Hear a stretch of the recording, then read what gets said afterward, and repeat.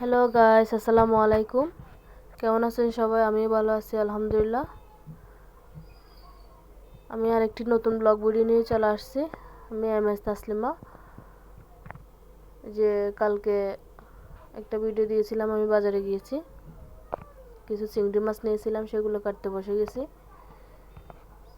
তারপর হচ্ছে যে কি, এই যে কলার বলি, এটাকে আমরা চট্টগ্রামের ভাষায় কলার বলি বলি। অন্যান্য জেলার মানুষেরা কি বলে সেটা তো আমি জানি না। সো এই যে কলার বুগলের রেসিপিটা শেয়ার করছি। সো যে শুরু করছি, যে আমি এগুলো ধুয়ে কুটে ফ্রেশ করে ধুয়ে রাখছি। এটা আমি হাতে মাখবো। আমরা চট্টগ্রামের মানুষেরা এইভাবে, বেশিরভাগই মানুষেরা এইভাবেই রান্না করি।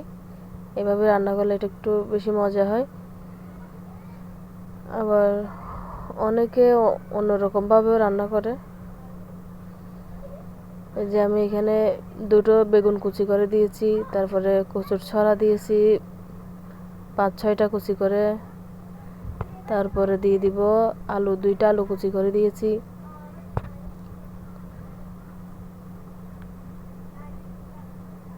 যে এখানে ফেলম ডাল আর মসুর ডাল এগুলা ধুয়ে নিয়েছি।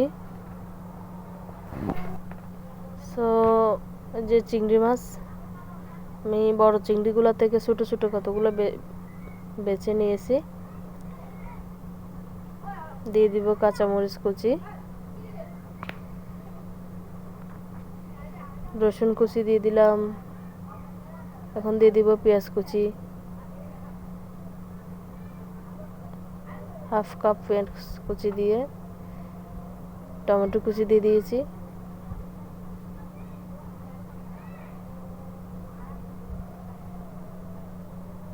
এখন দিয়ে দিব জিরার গুঁড়া, ধনিয়ার গুঁড়া মিক্সার করা 2 চা চামচ।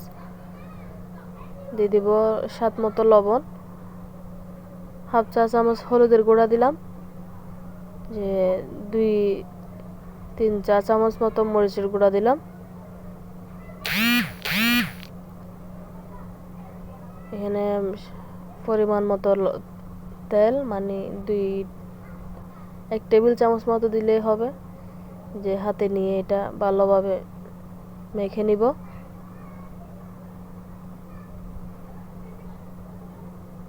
আশা করি আমার এই রেসিপিটা আপনাদের ভালো লাগবে।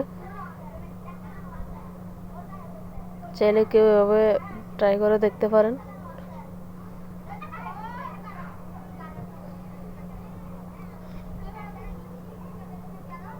এটাকে ভালোভাবে মেখে আমি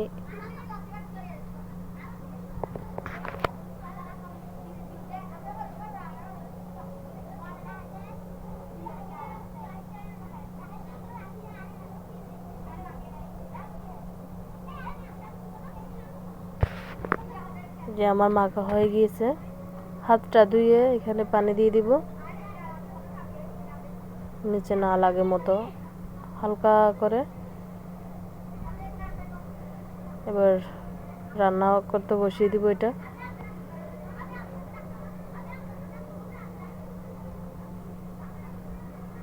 যে রান্না হয়ে আসছে, আমি এখানে 2 কাপ মতো পানি দিয়েছি। পরে কষানো হওয়ার পর 2 কাপ মতো পানি দিয়েছি। অফ ক্যামেরা এটা দেখাইনি।